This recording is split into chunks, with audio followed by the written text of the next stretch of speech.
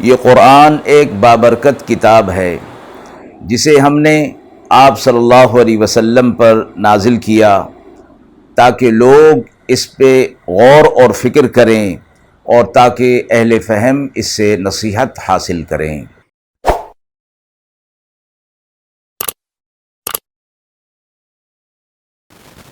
بسم اللہ الرحمن الرحیم۔ السلام علیکم ورحمۃ اللہ وبرکاتہ۔ ناظرین کرام، درس قرآن مجید کے آج کے اس پروگرام میں ہم سورۃ التوبہ کی آیت نمبر 61 تا 66 کا ترجمہ اور تفسیر پیش کر رہے ہیں، اور آخر میں پوچھے گئے سوال کا جواب ہوگا۔ اعوذ باللہ من الشیطان الرجیم، بسم اللہ الرحمن الرحیم۔ وَمِنْهُمُ الَّذِينَ يُؤْذُونَ النَّبِيَّ وَيَقُولُونَ هُوَ أُذُنٌ قُلْ أُذُنُ خَيْرٍ لَكُمْ يُؤْمِنُ بِاللَّهِ وَيُؤْمِنُ لِلْمُؤْمِنِينَ وَرَحْمَةٌ لِلَّذِينَ آمَنُوا مِنكُمْ وَالَّذِينَ يُؤْذُونَ رَسُولَ اللَّهِ لَهُمْ عَذَابٌ أَلِيمٌ۔ يحلفون بالله لكم ليرضوكم والله ورسوله أحق أن يرضوه إن كانوا مؤمنين۔ ألم يعلموا أنه من يحادد الله ورسوله فأن له نار جهنم خالدا فيها ذلك الخزي العظيم۔ يحذر المنافقون أن تنزل عليهم سورة تنبئهم بما في قلوبهم قل استهزئوا إن الله مخرج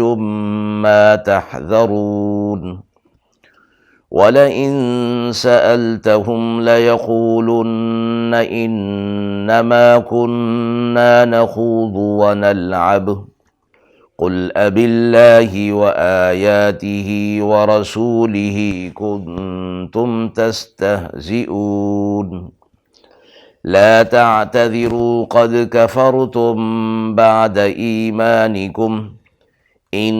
نَّعْفُ عَن طَائِفَةٍ مِّنكُمْ نُعَذِّبْ طَائِفَةً بِأَنَّهُمْ كَانُوا مُجْرِمِينَ۔ آیت مبارکہ کا ترجمہ ملاحظہ فرمائیں۔ اور بعض ان میں بدگوئی کرتے ہیں نبی صلی اللہ علیہ وسلم کی، اور کہتے ہیں یہ شخص تو کان ہے۔ آپ کہہ دیجئے کان ہے تمہارے بھلے کے لیے، یقین رکھتا ہے اللہ پر اور یقین کرتا ہے مسلمانوں کی بات کا، اور رحمت ہے ایمان والوں کے حق میں جو تم میں سے ہیں۔ اور جو لوگ بدگوئی کرتے ہیں اللہ کے اور رسول کی، ان کے لیے دردناک عذاب ہے۔ قسمیں کھاتے ہیں اللہ کی تمہارے سامنے تاکہ تمہیں راضی کریں، اور اللہ اور اس کے رسول کو راضی کرنا زیادہ ضروری ہے اگر وہ ایمان رکھتے ہیں۔ کیا وہ نہیں جان چکے کہ جو کوئی اللہ اور اس کے رسول صلی اللہ علیہ وسلم سے مقابلہ کرے گا اس کے لیے دوزخ ہے، اور اس میں وہ ہمیشہ رہے گا، یہی بڑی رسوائی ہے۔ ڈرا کرتے ہیں منافق اس بات سے کہ نازل ہو مسلمانوں پر ایسی کوئی صورت کہ وہ بتا دے جو کچھ ان کے دلوں میں ہے۔ آپ کہہ دیجئے کہ استہزاء تم کرتے ہو، اللہ کھول کر رہے گا اس چیز کو جس سے تم ڈرتے ہو۔ اور اگر آپ ان سے پوچھیں تو وہ کہیں گے ہم تو بات چیت کرتے تھے اور دل لگی کرتے تھے۔ آپ کہہ دیجئے کیا اللہ سے اور اس کی نشانیوں سے اور اس کے رسول سے تم استہزاء کرتے تھے؟ بہانے مت بناؤ، تم کافر ہو گئے ایمان کے اظہار کے بعد۔ اگر ہم معاف کر دیں گے تم میں سے بعضوں کو تو بعضوں کو عذاب بھی دیں گے، اس سبب سے کہ وہ مجرم تھے۔ مذکورہ آیات میں آپ صلی اللہ علیہ وسلم پر جو منافقین اور مشرکین اعتراضات کیا کرتے تھے، اور گزشتہ آیت اور اس سے پہلے گزشتہ آیت سے پہلی والی آیت میں آپ صلی اللہ علیہ وسلم پر نشان کیا جاتا تھا کہ آپ صلی اللہ علیہ وسلم صدقات کو انصاف کے ساتھ تقسیم نہیں کرتے، تو اس کی بعد کی آیات کے اندر اللہ رب العزت کی طرف سے صدقات یعنی زکوٰۃ کے جو مصارف تھے ان کا تذکرہ کر دیا گیا تھا، اور اس میں فرما دیا گیا تھا کہ اس میں آپ صلی اللہ علیہ وسلم کو کوئی اختیار نہیں، یہ اللہ کی طرف سے فریضہ مقرر کر دیا گیا ہے، اور اللہ علم والا اور حکمت والا ہے۔ مذکورہ آیات میں جو آپ صلی اللہ علیہ وسلم کو ایذا پہنچاتے تھے، بیہودہ اعتراضات کیا کرتے تھے، جس سے آپ صلی اللہ علیہ وسلم دل میں تنگی محسوس فرمایا کرتے تھے، اور جب ان سے کوئی بات پوچھی جاتی تو وہ قسمیں کھا کر اپنی صفائی بیان کرنے لگ جاتے تھے۔ پہلی آیت میں یہ فرمایا گیا کہ وہ لوگ کہ جو آپ صلی اللہ علیہ وسلم کے ساتھ بدگوئی کرتے ہیں، وہ آپ صلی اللہ علیہ وسلم سے متعلق یہ کہتے ہیں کہ آپ صلی اللہ علیہ وسلم تو کان ہیں۔ اس سے مراد یہ ہے کہ آپ صلی اللہ علیہ وسلم ہر ایک کی بات کو سن لیتے ہیں، جو کوئی بھی آپ صلی اللہ علیہ وسلم سے بات کرتا ہے تو آپ صلی اللہ علیہ وسلم ان کی بات کو سن لیتے ہیں۔ تو یہ فرمایا گیا کہ آپ صلی اللہ علیہ وسلم کا سن لینا، آیت کے اگلے حصے میں فرمایا گیا کہ یہ سن لینا تمہارے حق میں بہتر ہوتا ہے، کیونکہ آپ صلی اللہ علیہ وسلم جب ان کی بات کو سن لیتے ہیں اور ان کی بدگوئی کو بھی سن لیتے ہیں تو اس کا جواب پھر آپ صلی اللہ علیہ وسلم کی طرف سے انہیں دے دیا جاتا ہے، جو کہ ان کے حق میں بہتر ہوتا ہے، اور وہ جواب ان کے لیے نصیحت پر مبنی ہوا کرتا ہے۔ تو اس لیے فرمایا کہ وہ تمہارے ہی بھلے کے لیے ہیں، یعنی جب وہ سب کی باتیں سن لیتے ہیں تو تمہارا بھلا ہے اس کے اندر، اس لیے کہ وہ اللہ پر اور یقین رکھتے ہیں، مسلمانوں پر بھی، اہل ایمان پر بھی ان کی بات کا بھی یقین رکھتے ہیں، اور سو تمہیں بھی اسی بات کی وہ تلقین کرتے ہیں۔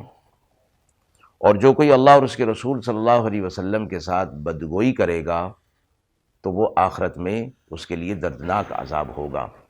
اس بدگوئی سے متعلق اور ہر ایک کی بات سن لینے سے متعلق یہ فرمایا گیا کہ اس میں ان کی جو سازشیں ہوا کرتی تھیں اور اس پر وہ قسمیں بھی کھا لیا کرتے تھے، تو فرمایا گیا کہ مخالفین کو جواب آپ صلی اللہ علیہ وسلم کی طرف سے نہیں ملتا تھا، بلکہ آپ صلی اللہ علیہ وسلم ان کی باتوں کو خاموشی سے سن لیا کرتے تھے، اور فرمایا کہ یہ آپ صلی اللہ علیہ وسلم کا اخلاق تھا اور آپ صلی اللہ علیہ وسلم کا کرم تھا کہ ان کی ناپسندیدہ باتوں کو سن بھی لیتے اور اس پر خاموش بھی رہا کرتے تھے، اور حقیقت حال سے باخبر ہو جانے کے باوجود بھی آپ صلی اللہ علیہ وسلم ان کو جواب نہیں دیا کرتے تھے، اور نہ ان کی منافقت کو اور ان کی حقیقت کو ان پر کھولا کرتے تھے۔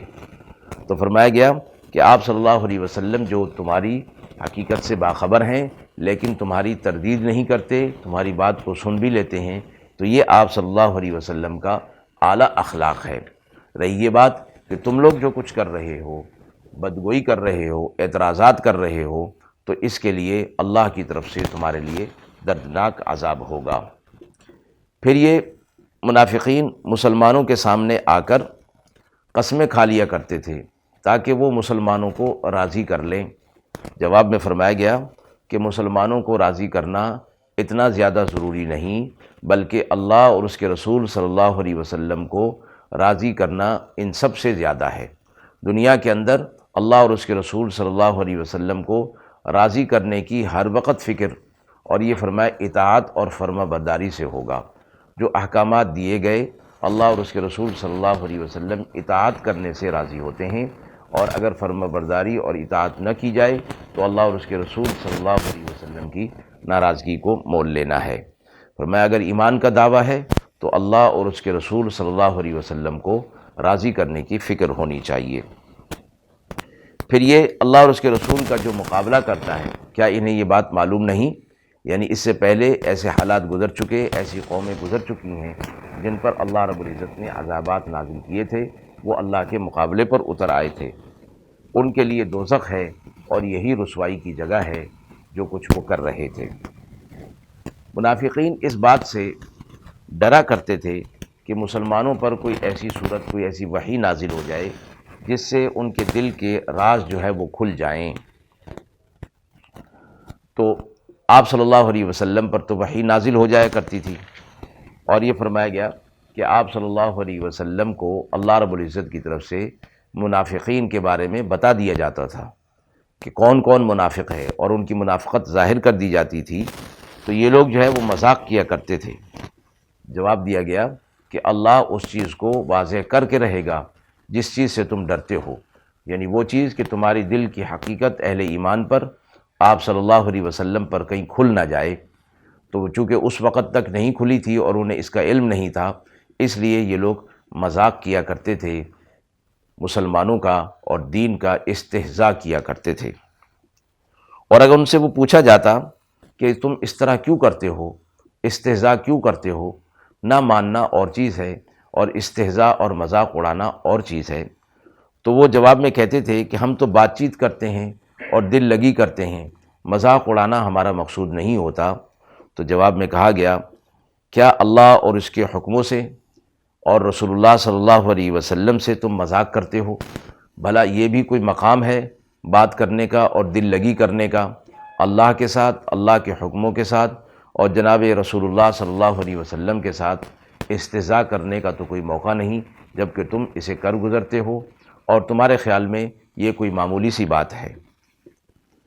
آگے فرمایا کہ تم بہانے کرتے ہو، تم کافر ہو گئے ہو ایمان لانے کے بعد، اظہار ایمان کے بعد۔ منافقوں کی منافقت تو ظاہر ہو گئی تھی، لیکن فرمایا کہ یہ مومنین کے درمیان اپنے آپ کو مسلمان کہہ کر ظاہر کیا کرتے تھے۔ تو فرمایا کہ اب ان کی منافقت کھل گئی ہے۔ تو پہلے جو ایمان کا اظہار اگرچہ منافقت کے طور پر کیا کرتے تھے، اب واضح ہو گیا کہ یہ لوگ ایمان نہیں رکھتے، یہ کافروں کے اندر شامل ہو گئے ہیں۔ اگر ہم معاف کریں گے تم میں سے بعض کو، تو بعض کو سزا بھی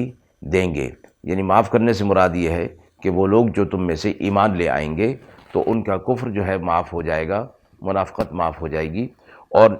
عذاب ان کو دیا جائے گا جو توبہ نہیں کریں گے اور اسلام میں داخل نہیں ہوں گے، اس لیے کہ وہ گناہگار اور مجرمین ہی رہیں گے۔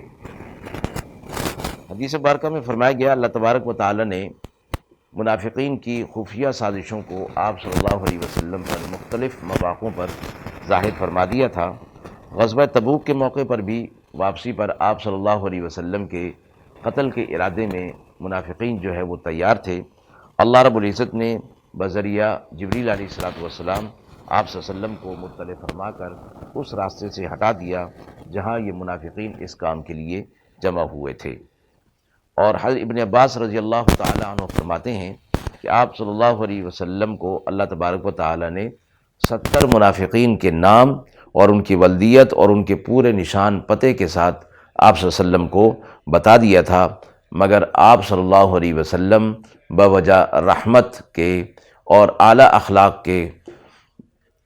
پر ہونے کی وجہ سے ان کی منافقت کو ان کے سامنے ظاہر نہیں فرمایا تھا۔ آیت کے حوالے سے سوال پوچھا گیا ہے کہ دین کی کسی بات کا استہزاء کرنے پر کیا وعید فرمائی گئی ہے؟ قرآن مجید میں سورہ مدثر میں ارشاد فرمایا گیا ہے کہ وَكُنَّا نَخُوضُ مَعَ الْخَائِضِينَ۔ یہاں ان آیات کی شان نزول میں یہ فرمایا گیا کہ اہل جنت جب جنت میں پہنچ جائیں گے تو وہ اہل جہنم سے سوالات کریں گے، اللہ رب العزت انہیں اس کا اختیار دیں گے اور پردے ہٹا دیے جائیں گے۔ تو فی جناتی یتساءلون سے آیت جو شروع ہوتی ہے، اس میں اہل جنت اہل جہنم سے سوال کریں گے کہ ما سلککم فی سقر، جہنم میں تم کن کاموں کی وجہ سے آئے؟